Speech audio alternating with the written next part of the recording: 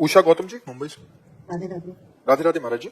गुरु जी, हम पूरी लगन और ईमानदारी से धर्म और कर्तव्य के मार्ग पर चलने का प्रयत्न करते हैं, परंतु कभी कभी हमारे द्वारा लिए गए निर्णयों का फल अनुकूल नहीं लगता। इससे मन विचलित और निराश, भ्रमित और नहीं, धर्म में चलने वाला अनुकूलता नहीं देखता, वो धर्म देखता है। ये मेरा धर्म है करना, बस मुझे करना है, इसके परिणाम में प्रतिकूलता मिलेगी या अनुकूलता, इसकी परवाह नहीं होती। जो अनुकूलता की परवाह करता है वो धर्म में नहीं चल सकता, और जो अनुकूलता प्रतिकूलता की परवाह नहीं करता वही धर्मात्मा होता है। देखो, धर्म में चलने के कारण महाराज युधिष्ठिर को 12 वर्ष का वनवास, 1 वर्ष का अज्ञातवास सहना पड़ा। अधर्म में जो चल रहे थे वो बड़े फूले फूले घूम रहे थे, दुर्योधन आदि, लेकिन अंततु गत्वा युधिष्ठिर महाराज जी की जय हुई और दुर्योधन परास्त हुआ, मारा गया। तो जो धार्मिक पुरुष है वो सुख दुख की परवाह नहीं करते। अगर सुख की परवाह करोगे तो धर्म का पालन नहीं कर पाओगे, धर्म का पालन करोगे तो सुख दुख की परवाह को त्यागना पड़ेगा।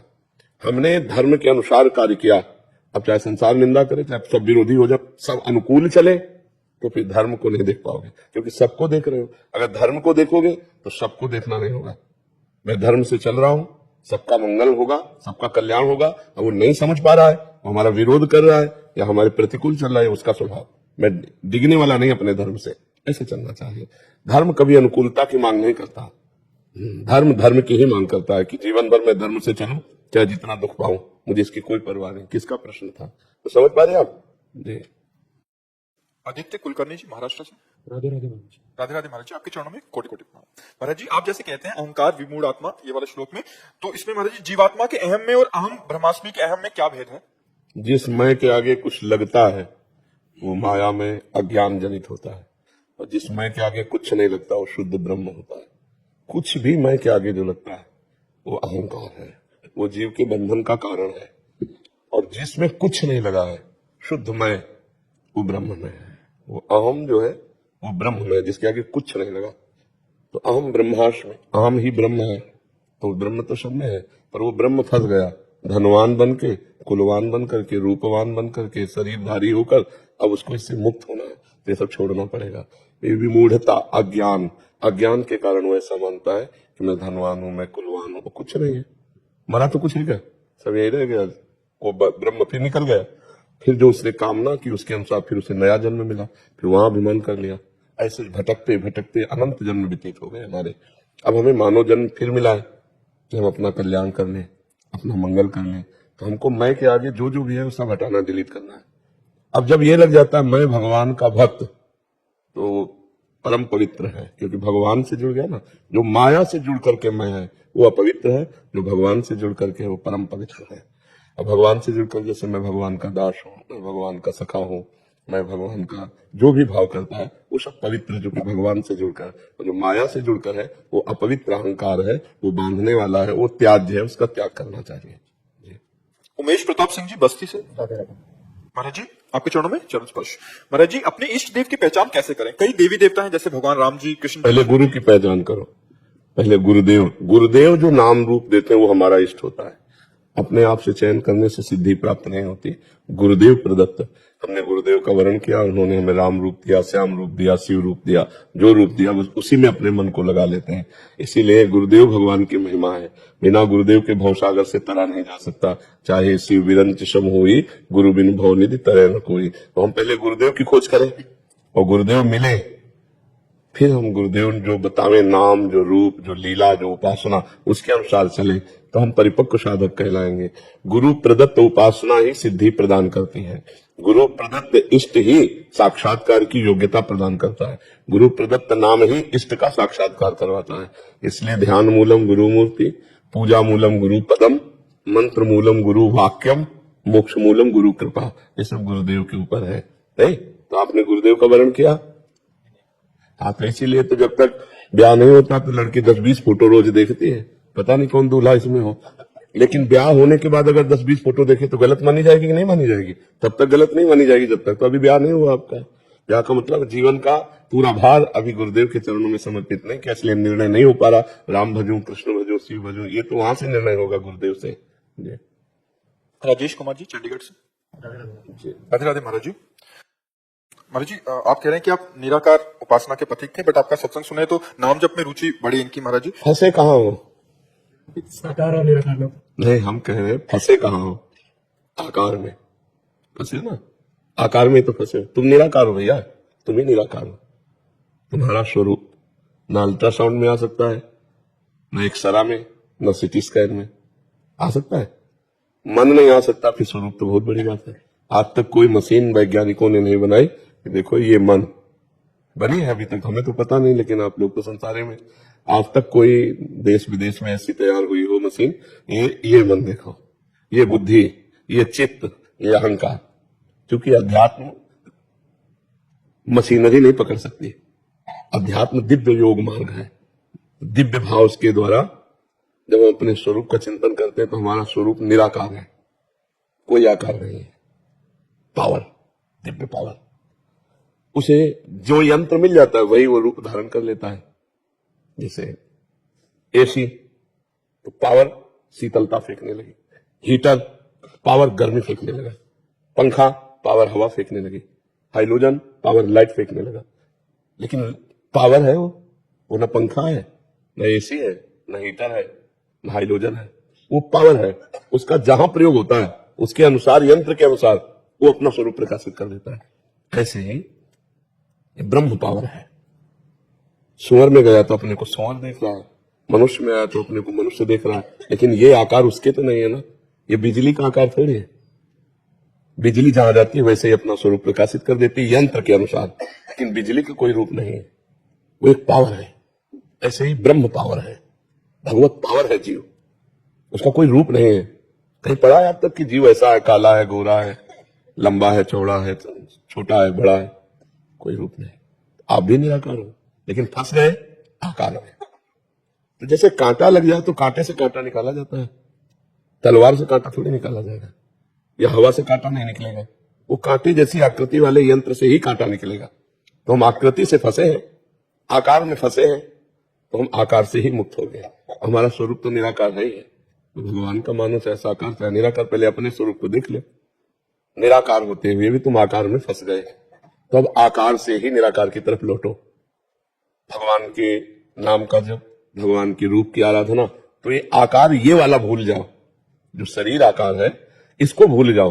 और वो आकार सच्चिदानंद में है, उस आकार में तन्मय होते ही संसार का चिंतन छूटा, तो असलियत जो भी हमारे भाव हुए, साकार या निराकार, वो हमारे सामने प्रकाशित हो जाते हैं। समझ पा रहे हो? तो खूब नाम जप करो, हमारी बात मान लो, इस चक्कर में ना फंसो। आप जी, नाम जब कौन सा किया? अब हमसे पूछोगे तो हम तो राधा नाम के आशिक हैं, हम तो कहेंगे है हाँ, तो शिव शिव जपो, सांब सदा शिव जपो, ठीक है, सांब सदा शिव, सांब सदा शिव, ऐसा जपो। और भागवत, गीता, इन शास्त्रों का स्वाध्याय करते रहो, तो बुद्धि पवित्र होकर ज्ञानार्जन होगा ना, तो आप सतमार्ग में आगे बढ़ जाओगे। पाप आचरण से बचो, अपवित्र भोजन से बचो, अपवित्र वार्ता, अपवित्र विचार, इनसे बचो। यदि भगवान को प्राप्त करना है तो कम सोना, कम बोलना, कम खाना, ये 3 चीजें अपने संयम में कर ले। वाणी को संयम में कर ले, कम बोले, मौन आश्रय रखे, जब बोले तो उचित बोले। और नींद 4 घंटे 5 घंटे पर्याप्त, समय सो के बर्बाद न करें। और भोजन 400 ग्राम अन्न में 24 घंटे मनुष्य स्वस्थ होकर जी सकता है। तुम कह रहे 1 किलो खा लो, 24 घंटे में 1 किलो भोजन ले लो। लेकिन ये नहीं कि चिड़िया की तरह चुगते रहो। अब आंतों को चाहे जितना फैला लो, आप 2 रोटी से काम चलाने लगो, आपका अभ्यास 2 रोटी में हो जाएगा। आप 6 रोटी, तो ये थैला है, इसे बढ़ाते चले जाओ चाहे जितना, और समेटते चले। तो भोजन कम, बोलना कम, सोना कम, तो साधना प्रारंभ हो जाएगी। उचित भाषण, पवित्र भोजन, पवित्र विचार, तो परम पवित्र भगवान की प्राप्ति की योग्यता आने लगती है। खूब नाम जप करो, ठीक है। कैप्टन संजीव कुमार सारस्वत जी। जी। महाराज जी, हम वृंदावन से बहुत दूर रहते हैं, हम दुबई में रहते हैं, तो महाराज जी हम लोग भक्ति में कैसे अग्रसर हों, कि हमें क्या करना चाहिए कि हमें वृंदावन में रहकर भी भक्ति नहीं हो सकती यदि भक्ति न करना चाहो तो। और भक्ति करना चाहो तो लंका में भी विभीषण जी ने भक्ति कर ली। दुबई तो लंका जैसा तो नहीं है, घोर निशाचरी लंका, निश्चर निकर निवासा, यहाँ कहाँ सज्जन करवासा। तो हमें लगता है बहुत से भारतीय दुबई में भी वास करते हैं, और भक्ति के लिए कोई दुबई में प्रतिकूलता नहीं है। लेकिन लंका में तो भक्ति के लिए प्रतिकूलता थी, गर्दन उड़ा दी जाए अगर पता चल जाए रावण को कि भगवान का भक्त है। तो विभीषण जी ने जब वहां भक्ति कर ली, तो इसका मतलब कहीं भी भक्ति की जा सकती है। अच्छा, भक्ति एक हृदय का विषय है, भक्ति हृदय का भाव है। अब आप अंदर बैठे बैठे राधा राधा जप रहे हैं, कौन जाने आपसे, है नहीं? और हृदय से आप व्याकुल हैं भगवान, मैं तो ऐसे देश में रहता हूं जहां आपकी भक्ति का प्रकाश नहीं है। बड़े धन्य भाग हैं जो ब्रज में रहते हैं, जो अवध में रहते हैं, जो काशी में रहते हैं। प्रभु मेरी भक्ति कैसे बनेगी? तो ये दैन्यता और भगवान का स्मरण ये आपको भक्तिवान बना देगा। महाराज जी घर बनाया तो हमने घर का नाम वृंदावन लाऊंगा। हाँ ठीक है, बहुत सुंदर है। इन किन प्रकारेण भगवान की स्मृति हमारे अंदर आनी चाहिए। घर में ठाकुर जी विराजमान क्यों? हाँ, बहुत माता जी भी सेवा करती है हाँ। और बच्चे वगैरह सब हम लोग भगवान से जुड़े हुए हैं महाराज। हाँ ठीक है, खूब नाम जप करो और राधा कृष्ण की सेवा करो और भगवान के भाव में रहो। सकल भूमि गोपाल की आमे अटक कहा, कोई जगह ऐसी नहीं जहां हमारे भगवान ना हो। हरि व्यापक सर्वत्र समाना, समाना जैसे वृंदावन में है ऐसे दुबई में भी है। हरि व्यापक सर्वत्र समाना, प्रेम ते प्रगट होए में जाना। भगवान शंकर कह रहे हैं यदि प्रेम हृदय में जागृत हो जाए तो दुबई में मुरली मनोहर दिखाई देने लगेंगे। नहीं, वही है भगवान। और प्रेम ना हो तो वृंदावन में भी नहीं दिखाई देंगे। आप जाओ बिहारी जी से आंख लड़ाओ, राधा वल्लभ जी से आंख लड़ाओ, अगर प्रेम नहीं है तो आपको थोड़ा भी सुख नहीं मिलेगा। और प्रेम है तो सोचकर आपको आंसू आने लगेंगे, सोचकर आपका हृदय आनंदित होने लगेगा। तो प्रेम पे प्रकट होए में जाना, और प्रेम प्रकट होता है भजन से, और भजन होता है साधु संग से। भजन न होए संग बिन, भजन बिना नहीं प्रेम, छिनहु भजन न छाड़िए, धरिए याद ध्रुव नेम। ये नियम ले लो कि एक क्षण भी भगवान का नाम नहीं भूलेंगे तो दुबई में रहते हुए भी भगवत प्राप्ति हो जाएगी। ठीक है।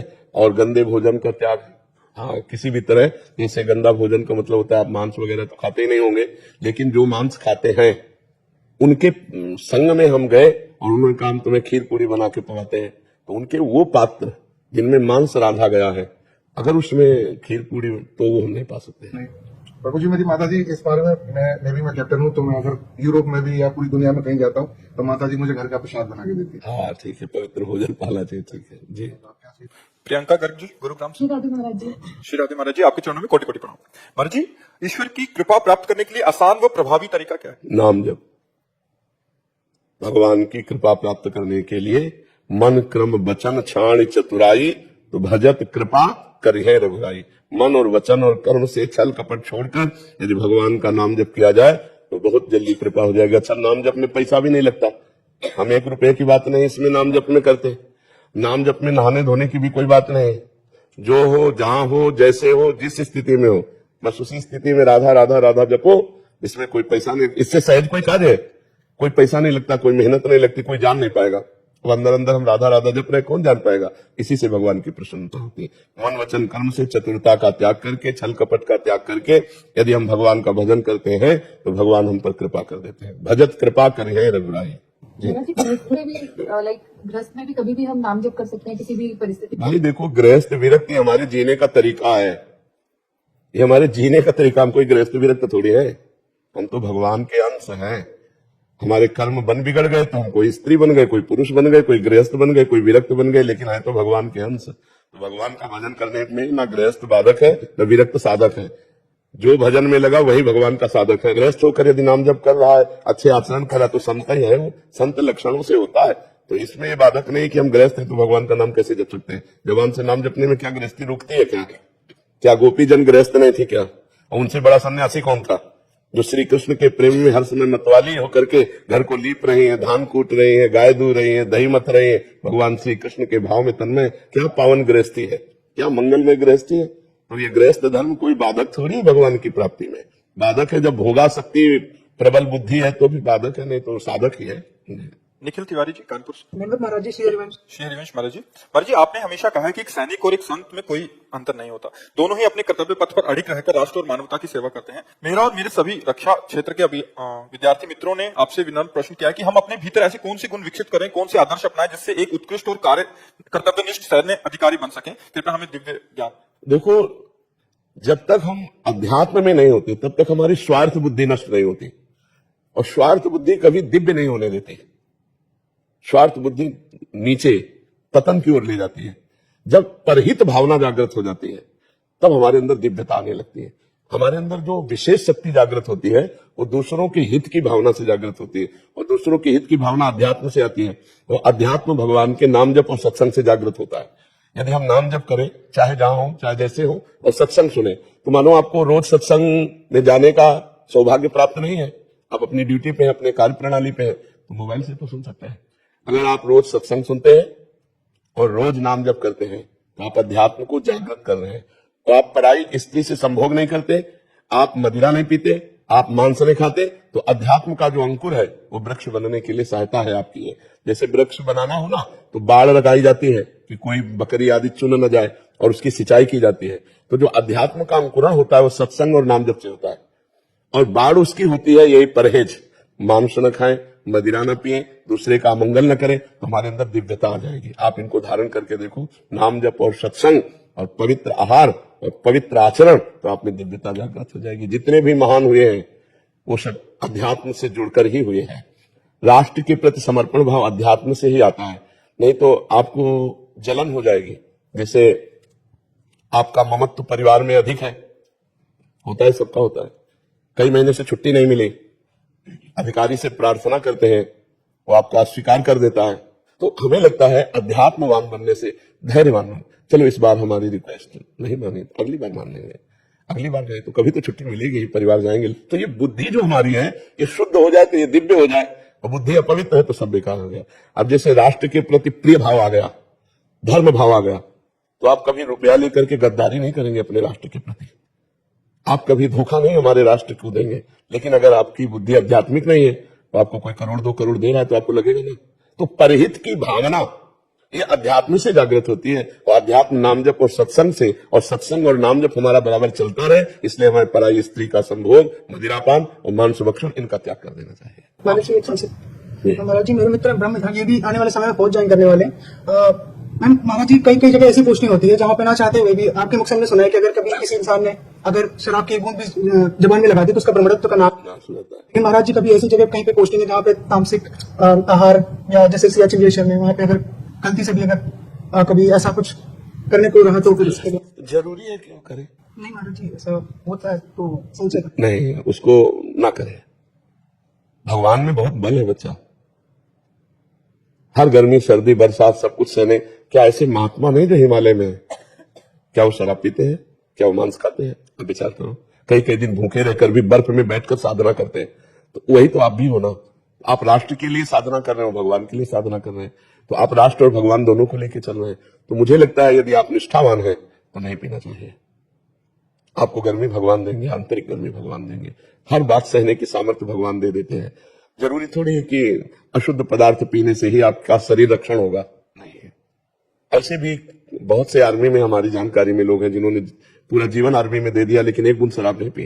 तो क्या वो लोग ऐसी जगह तैनात नहीं है? क्या तैनात जरूर हुए होंगे, लेकिन वो निष्ठावान है। से महाराज जी वेजिटेरियन रहते हैं जो मतलब शराब आदि का सेवन नहीं करते, और वहाँ हाँ, तो हमें लगता है कि ऐसी निष्ठा रखनी चाहिए, क्योंकि अगर हम जरा भी छूट दे दिए तो हजारों लोग भ्रष्ट हो जाएंगे। तो हमें लगता है कि ना को ही पकड़े रहे।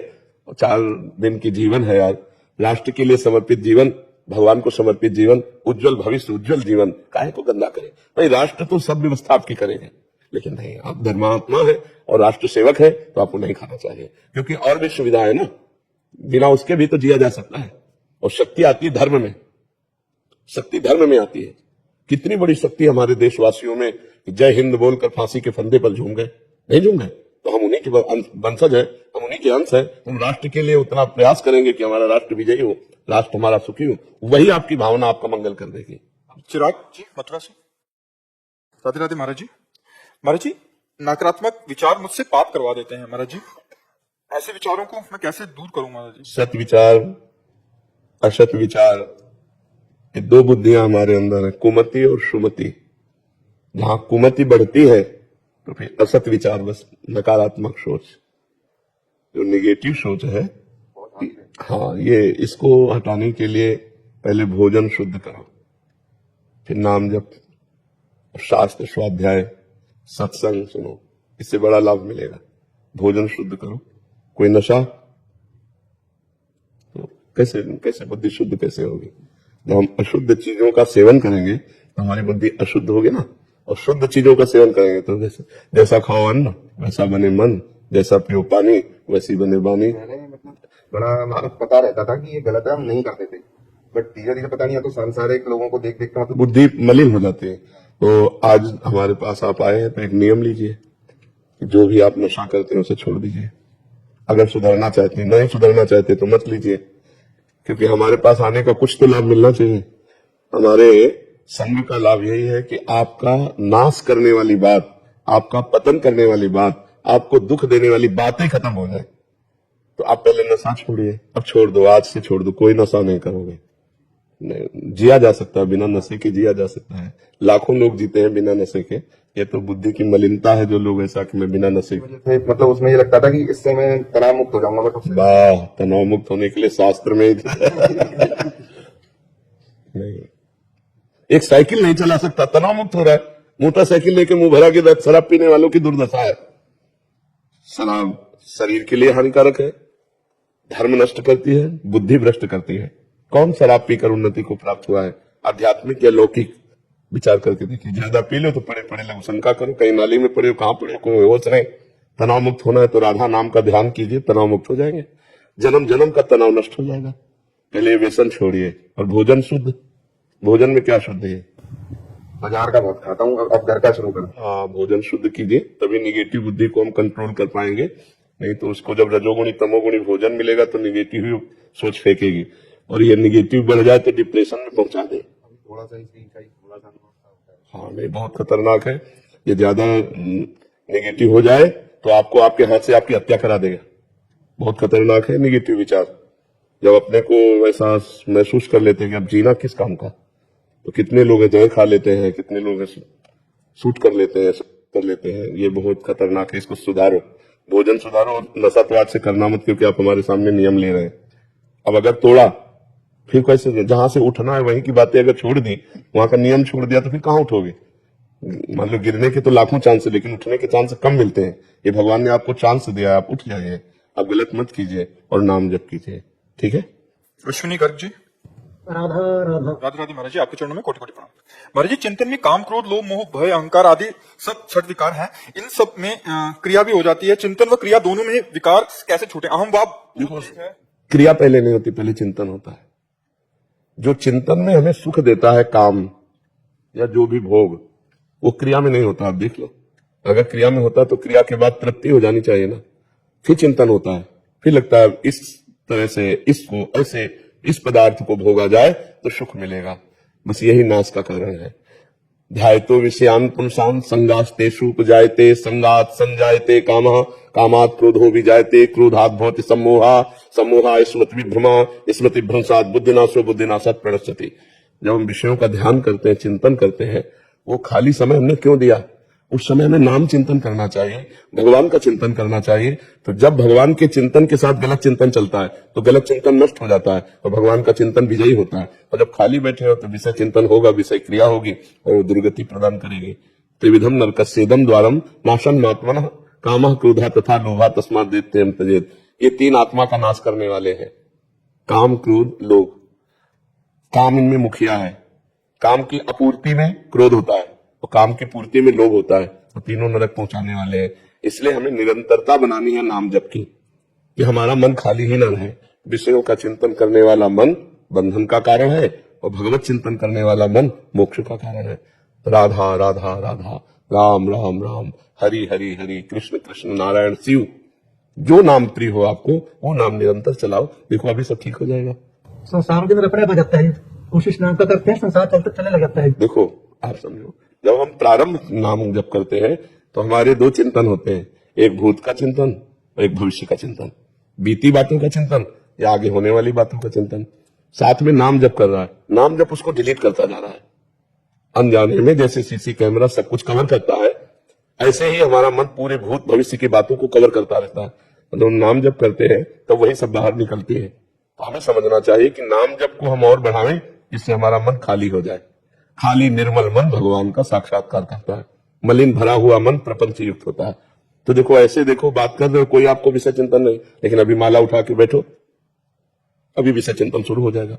क्योंकि वो मन जो विषयों में लगा था और उसने विषय पकड़ रखे थे, अब वो खाली कर रहा है नाम।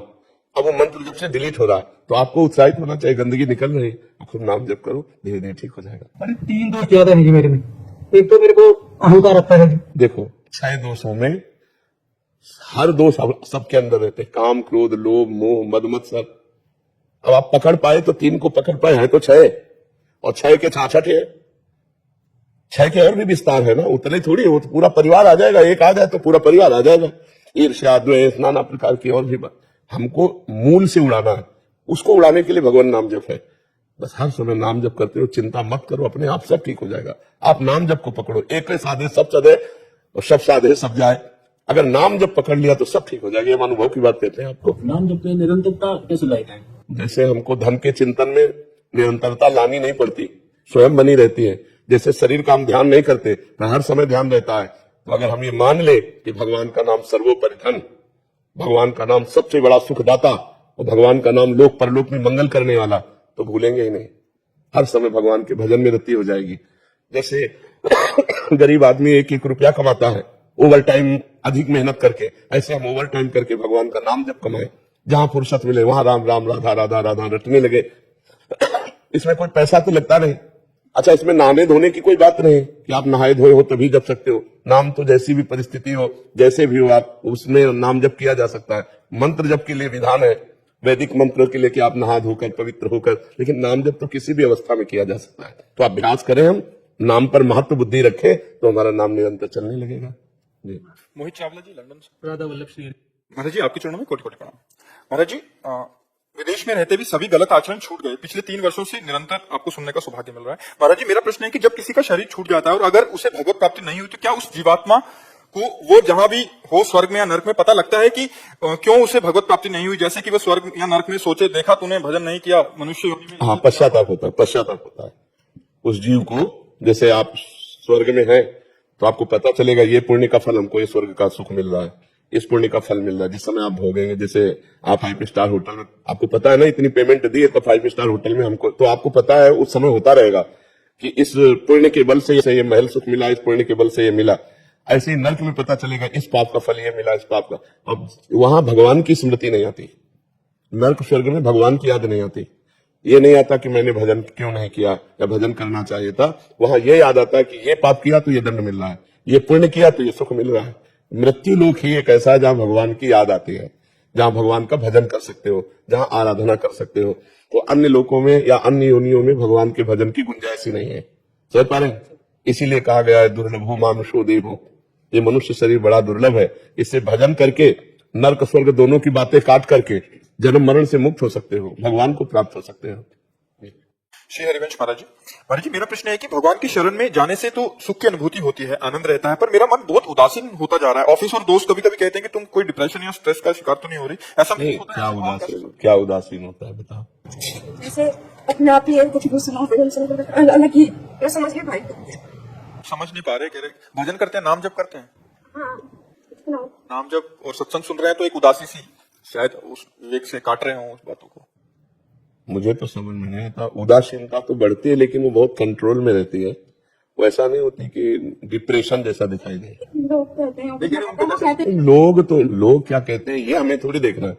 भक्ति मार्ग में या संसार में भी लोग हमें क्या कह रहे हैं, अगर देखने चलोगे ना तो चल ही नहीं सकते, आप चल ही नहीं सकते। एक आदमी अपने पिता के साथ जा रहा था घोड़े से, तो उसने सोचा वृद्ध पिता इनको बैठा देते हैं, जवान आदमी था, पैदल चलने लगा। लोग मिले, कहा यार कितना बुढ़ा जो है कर्कश स्वभाव का, लड़के को पैदल चला रहा है और आप घोड़े पे बैठा हुआ है। बुढ़ा उतर गया, जवान को बैठा। आगे बोले यार तुम जवान हो, तुम्हारे तमीज नहीं, बूढ़ा पैदल चल रहा, तुम घोड़े पे हो। दोनों बैठ गए।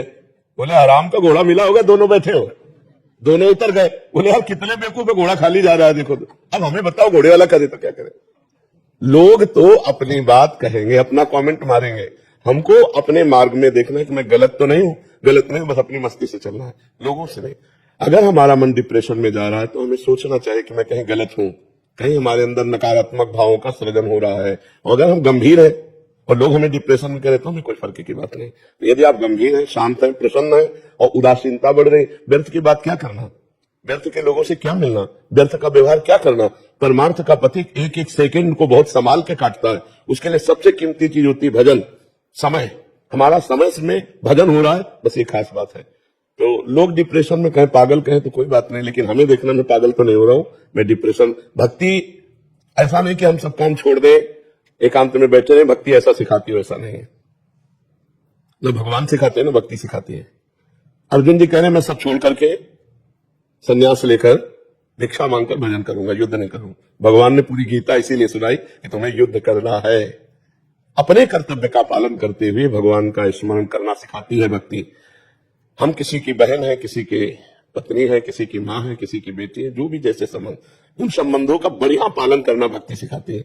क्योंकि ऐसे हम माँ समझ के प्यार करते हैं, और जब भक्ति करते हैं तो माँ में भगवान देखकर प्यार करते हैं, तो और गाढ़ प्रेम होता है। तो भक्ति का मतलब थोड़ी कि अपने कर्तव्यों को छोड़ दिया, पागल बना बैठा है। तो इसको समझना होगा कि हमको अपना व्यवहार भी बहुत आनंद में रखना है। वो मिल के व्यक्ति तुमसे जाए तो उसको लगे यार किसी से मिला हूं, तो ये भगवान की भक्ति का है कि ऐसे व्यक्ति जो भगवान का भजन करते हैं उनसे बात करने पर भी आनंद आता है। ऐसा ना आना चाहिए कि उसको लगे कि बहुत बुझे हुए आदमी से बात करके एक क्षोभ हो, ऐसा। हाँ, आप कैसे पानी लेंगे, आप मधुर वचन, बहुत संयम पूर्वक व्यवहार, तो एक अच्छा बर्ताव भक्ति सिखाती है। भक्ति ऐसा नहीं, अगर भक्ति ऐसा सिखाती तो चक्रवर्ती सम्राट महाराज अम्बरीश इतने बड़े महाभागवत कैसे राजकारण न ज्ञान सिखाता है। देखो जनक जी महाराज ज्ञानियों के गुरु है, भक्ति में सर्वश्रेष्ठ कितने राजा महाराजा हुए। तो हमें चाहिए कि अपनी भक्ति को संभालें। हम कहीं हम कोई निगेटिव रचना तो हमारे अंदर नहीं रच रही है जो भक्ति की आड़ में हमको कमजोर कर रही हो। नहीं तो भक्ति बहुत प्रसन्न मुद्रा, आनंद में। हाँ, संसारिकता अच्छी नहीं लगती, जिनमें गंदे बच्चे बातें करते हैं वो अच्छा नहीं लगता, गंदा भोजन अच्छा नहीं लगता, गंदा व्यवहार अच्छा नहीं लगता। लेकिन ये नहीं कि वो किसी से बात ही नहीं करता या किसी से व्यवहार ही नहीं कर सकता, ऐसा नहीं है। हाँ, एक दशा आती है जो शरीर शुद्ध ही रहे। अब जैसे भाई जी से हनुमान प्रसाद पोद्दार जी संपादन के लिए बैठे, प्रिया प्रीतम में डूब गए तो 20 घंटे ऐसे बैठे, 20-20 घंटे हाथ में कलम है और ध्यान में प्रिया प्रीतम शुद्ध ही नहीं, वो बात अलग है। वो एक स्थिति होती है, अपने लोगों की ऐसी स्थिति थोड़ी है। यदि हमारा गरीबों का सहयोग करना, बीमार पुरुषों को दवा देना, भूखों को भोजन देना ये चालू रहा तो इसको सपोर्ट मिलता रहेगा। अगर शराब पीना, मदिरा के साथ मांस खाना, व्यभिचार करना, तो ये चांदनी है, अंधेरी रात भी होती है। तो हमको ये सावधान रहना है कि सुख के समय में हमको इतना अपना पुण्य कमा लेना है कि दुख का समय देखना ही ना पड़े।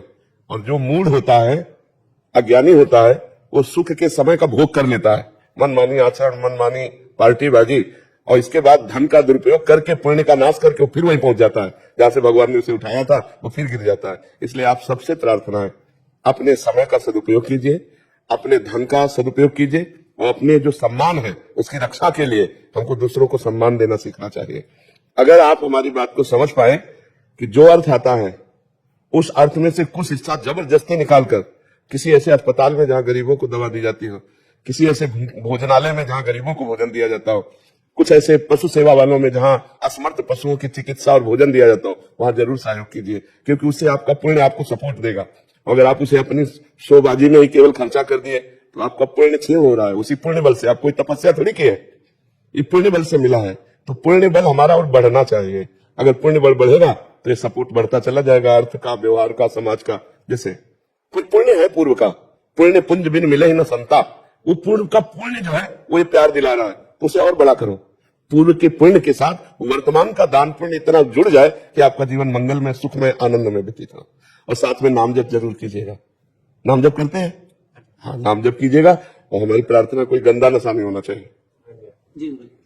अगर हमारी बात मानो, जैसे मदिरा पीना है, मांस खाना है, पराई स्त्री से व्यभिचार करना है, इन बातों से बच जाना। नहीं, ये 4 दिन की चांदनी तुम्हें बता रहे हैं, बड़े बड़े सम्राटों के महल। हाँ, बहुत बहुत सावधानी से, अच्छा समय आया है, इसका सदुपयोग कर लो, इससे जगत मंगल कर लो, इतनी कमाई कर लो कि गिरना न पड़े। पुण्य की कमाई, बैंक बैलेंस तो यही रह जाएगा। जो पुण्य कर लिया, जो अच्छा काम कर लिया, जो परहित कर लिया, जो नाम जप लिया, वो आपका साथ देगा लोक और परलोक में सर्वत्र। कोई रिश्ता खास होगा मेरा बाबा तुझसे, कोई रिश्ता खास होगा मेरा राधा तुझसे, तभी जुड़ा है सावरे मेरा नाता तुझसे हो। हाँ, कोई रिश्ता खास होगा मेरा बाबा तुझसे, मेरा ठाकुर जी तुझसे, मेरा राधा तुझसे। जय श्री राधे। गुरु जी प्रणाम। मैं मुक्केबाज doctor Vijender Singh, Olympic medallist. मेरी फैमिली आई है। अच्छा अच्छा अच्छा अच्छा। मुक्केबाज ओलंपिक खेले हैं, सब लोग काम पे लगे हुए। आपका स्वागत ठीक है? हाँ, ठीक है। जी, मेरी वाइफ को कुछ पूछ रहा था आपसे। मेरी वाइफ ने क्या पूछना है? महाराज जी, पूरी गरगरों सी बातों पे ना बहुत डर लग जाता है, कई बार बात होती भी नहीं है। हाँ, तो जब नकारात्मक सोच हमारी बढ़ने लगती है ना, निगेटिव सोच, तो भय, चिंता, शोक, उद्विग्नता यही प्रदान करती है। इसी को नष्ट करने के लिए हम कहते हैं राधा राधा जप लिया करो। अगर आप भी राधा राधा जपेंगे तो आप खुद देखेंगे कि आपकी सोच में परिवर्तन हुआ, क्योंकि सच्चिदानंद में राधा नाम अपना प्रभाव दिखाता है। जैसे हमारी दोनों किडनी खराब है, लेकिन हमारे अंदर नकारात्मक सोच नहीं है, इसलिए मैं प्रसन्न रहता हूँ और स्वस्थ जैसा रहता हूँ। अगर अभी नकारात्मक सोच आ जाए, अभी हम परेशान हो जाए, तो ये राधा नाम ही हमको स्वस्थ रखे, राधा नाम ही हमें नकारात्मक सोच से, भय से बचाए। कितनी व्यवस्थाएं लगती हैं एक इस रोग में, कैसी कैसी परेशानियां होती है। अगर उनका हमारा चिंतन होने लगे तो मरे से हो जाए, लेकिन एक सेकंड भी उसका चिंतन नहीं होने देते। राधा राधा राधा, तो दसों दिशाएं आनंद में नजर आती है। अच्छा, आपको ऐसा नजर आता है कि मैं बीमार हूं, मैं एक स्वस्थ पुरुष जैसा लगता हूं? नहीं लगता हूं, क्योंकि राधा नाम है हमारे पास। राधा नाम वही मैं आपको देता हूँ, राधा राधा थोड़ी देर जब। संजीव मुखर्जी, शेरगंज।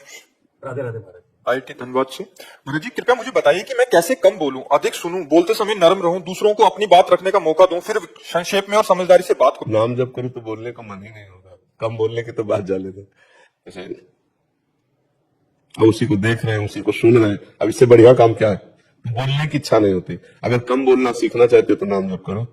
जबान का अग्रभाग ऊपर के दांतों की जड़ में लगाओ, लगाओ, लगाया, राधा राधा उच्चारण करो। कर रहे हो? थोड़ी देर करने के बाद देखना आपकी बोलने की इच्छा नहीं होगी। ये स्थिति होती है। और चल रहा है राधा नाम दिमाग में, अब कोई सामने बात करने आएगा तो आपको बुरा लगेगा, यार नाम छूटेगा। जबान जब तक हमारी तालू से हटेगी नहीं तब तक बोल नहीं सकती। अब वो लग करके वहां नाम का स्वाद ले रहे हैं। कुछ दिन अभ्यास करो, देखो, और जब चतुराई आ जाएगी सही माने में, तो आप सामने वाले को बोलने देंगे और आप नाम धन कमाएंगे।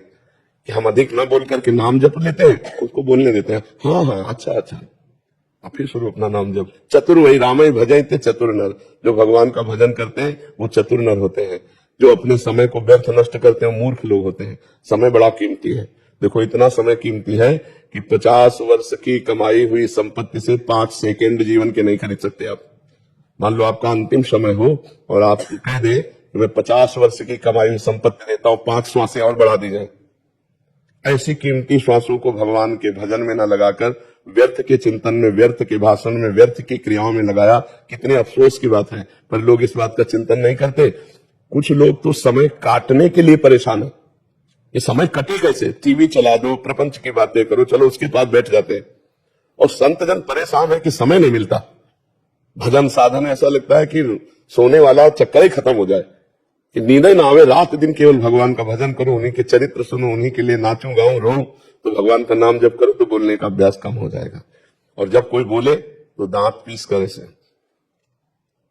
नाम में लगो। मन कह रहा बात उत्तर दो, नहीं ज्यादा उसको बोलने दो। जरूरी है तो बस हाँ ना 2 शब्द बोल, चुपचाप अपने भजन में लगे। जी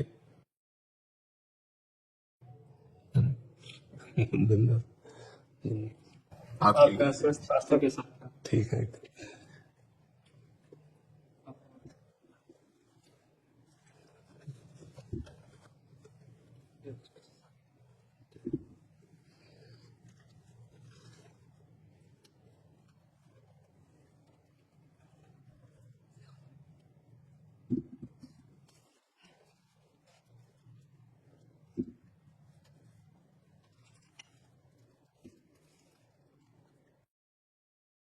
गुरुदेव के हाथों के द्वारा लिखा नवकार महामंत्र है।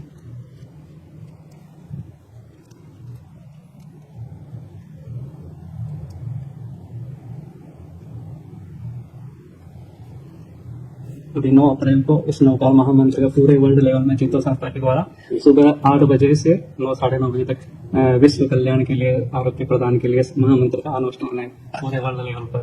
कोई भी किसी भी जाति संप्रदाय सभी जाप कर सकते हैं इस नवकार महामंत्र। सभी को नमस्कार।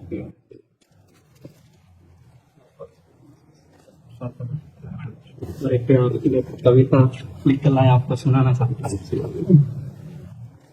प्रेम है प्रभु का वरदान, प्रेम में समाया भगवान, प्रेम में होता नहीं विकार, प्रेम से झुक जाता संसार। आकर्षित करता है सबको चुंबक के समजान, चुंबक के समजान। कंचन के सम प्रेम होता वासन कांच समान, वासन कांच समान। दंड देने का उसे अधिकार जिसके भीतर निर्मल प्यार, जिसके होते नहीं कभी हार, प्रेम से झुक जाता संसार। प्रेम नहीं है जिसमें वो है केवल चित्राकार, केवल चित्राकार। प्राणी मात्र से प्रेम करे वो जिसमें नहीं अहंकार, जिसमें नहीं अहंकार। नफरत करवाती तकरार, प्यार क्षमा के लाए बहार। प्यार आत्म से हो हर बार, प्रेम से झुक जाता संसार। धर्म जाति नहीं प्रेम की होती, प्रेम है दिव्य मोती, प्रेम है दिव्य मोती। प्रेम बिना सब सोना जैसे बिन बाती के ज्योति, बिन बाती के ज्योति। प्रेम से सुधरे सब व्यवहार, प्रेम से बढ़ता भाईचार। प्रेम ही संयम का है सार, प्रेम से झुक जाता संसार। बहुत सुंदर। बहुत बड़ी कृपा कराई आपके ऊपर, आपका स्वास्थ्य हमेशा स्वस्थ रहे, इसी बात। आप पद ही भ्रमण करते हैं। हमारा से चलते हुए जयपुर में जाते बस आंतरिक चिंतन ही संत का संतत्व है। हमारा किसी भी संप्रदाय का कोई संत हो, सबका उद्देश्य है संसार शरीर का चिंतन त्यागना और परमात्मा चिंतन में तन्मय रहना। अब उस परमात्मा को साकार, निराकार, शिव, राम, हरि, कृष्ण, महावीर, जो भी हम नाम दें, वो एक तत्व है और उसी में हमें रमण करना है।